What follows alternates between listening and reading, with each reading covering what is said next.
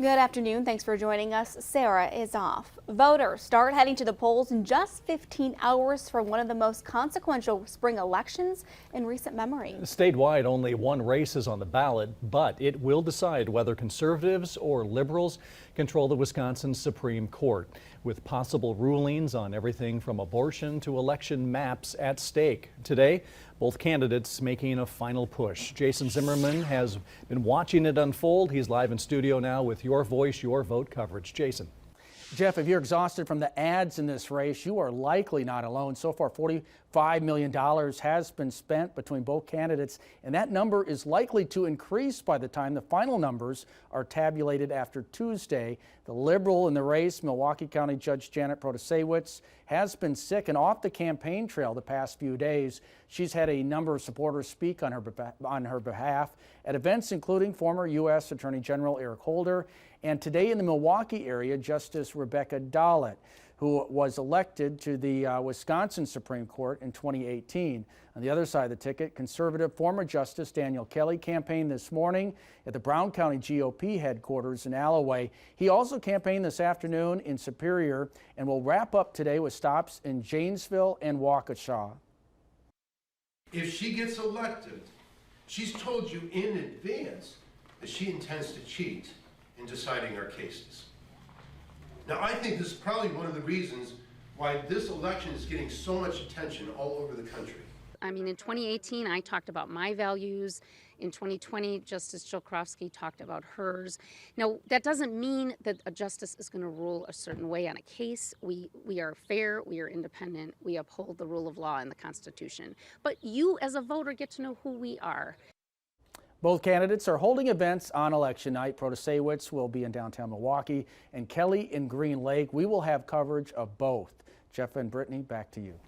Jason, thanks. And other races we are following closely include for Green Bay Mayor, incumbent Eric Genrich seeking a second term by trying to hold off challenger Chad Weininger. And in Outagamie County, voters are choosing their county executive. Incumbent Tom Nelson is running for a fourth term against challenger Kevin Stern. Action 2 News is your one-stop resource for tomorrow's spring election. What matters most and is on your ballot will be our focus. We'll have details about major races, voter issues, and school referendums, both on air and online. So lock in Channel 2 and lose the remote. Your Voice, Your Vote coverage is coming your way all day tomorrow.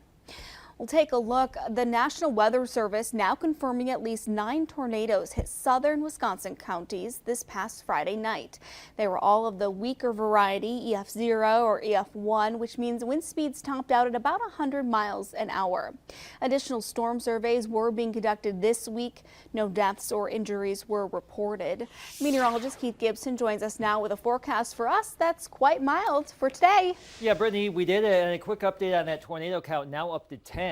From a survey that was conducted earlier today. Now, Green Bay up to 54 degrees, the first 50-degree day of the year. Hallelujah, we did it. Temperatures overachieving today everywhere. Upper 40s north will take that, near 60 in Manitowoc right now, Wapaka at 60. Even warmer than we had hoped, and we will take it. The winds have been a little bit breezy of late, not too terribly strong now, under 15 miles per hour, but plan on a lot of wind over the next 3 days.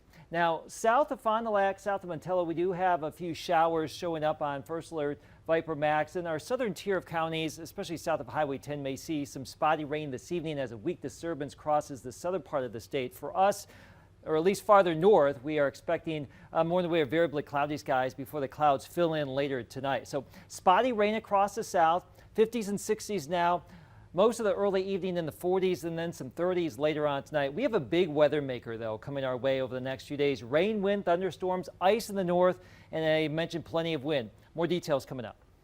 Keith, thanks. Green Bay police are referring charges against nearly a dozen teenagers for a series of car thefts that started in mid-January. Officers say they've been investigating almost 50 cases of stolen vehicles or cars that had their windows broken and steering columns smashed.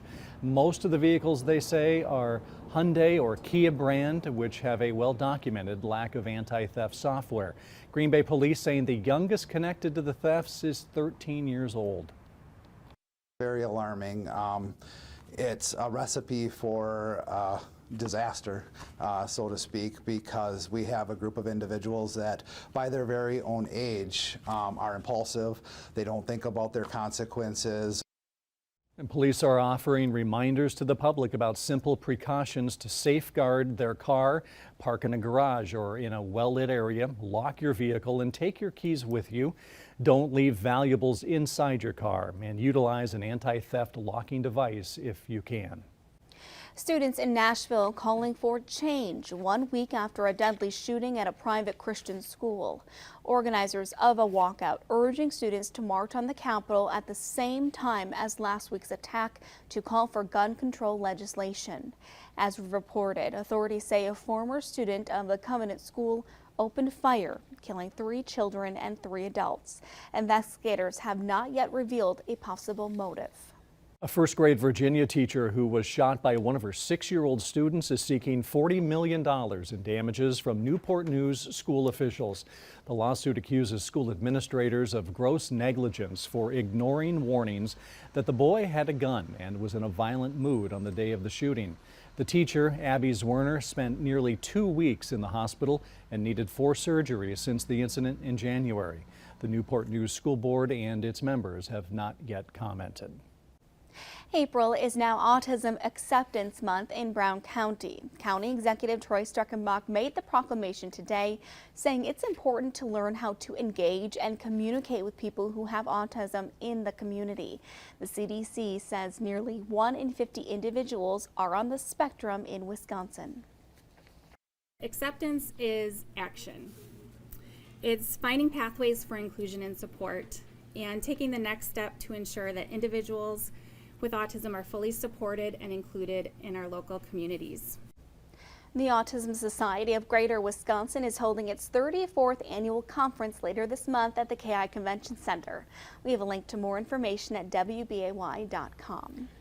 A first alert update from the city of Oshkosh. Officials say a deal has been secured for a concert this summer at the Leach Amphitheater featuring the bands Train and Better Than Ezra.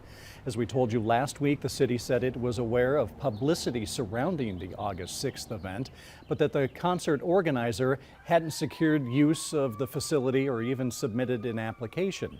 Those issues have apparently been resolved. Tickets are available through Ticketmaster. Well, you may have noticed some construction happening around Lambeau Field this off-season. Crews are busy installing some new features, including some very noticeable video boards. New at 4, Emily Riley shows us how things are coming along at 1265 Lombardi Avenue. Since February, crews have been working on new projects to improve the fan experience at Lambeau Field.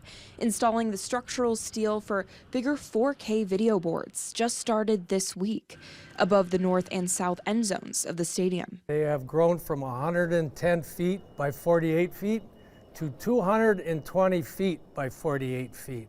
Mike Moynihan, the director of facility operations for the Packers, says it's the first stadium in the NFL to add video boards of this scale. Crews say it will be at least a few more months before the video boards are finished. You know, our off season came a little earlier this year, which we're not used to, but it does help construction. Scoreboards on the east and west sides of Lambeau are also being expanded to 75 feet long. Along with the 2 video boards, there's also an ongoing concourse renovation project. Crews are installing grab-and-go concessions on the 3rd level of the stadium. Moynihan says it will cut down the time fans spend away from their seats during a game. So you walk in, you see your drinks, you see your food, you see your dry goods. You grab, you take your credit card, you hit the POS, and you go. Moynihan says all construction projects will be complete before the start of the 2023 preseason. In Ashwaubenon, Emily Riley, Action 2 News. To go where some men have gone before. It's just been a while for NASA, but the next step is underway. Who's been selected for the space agency's next moon mission and when it is set for liftoff.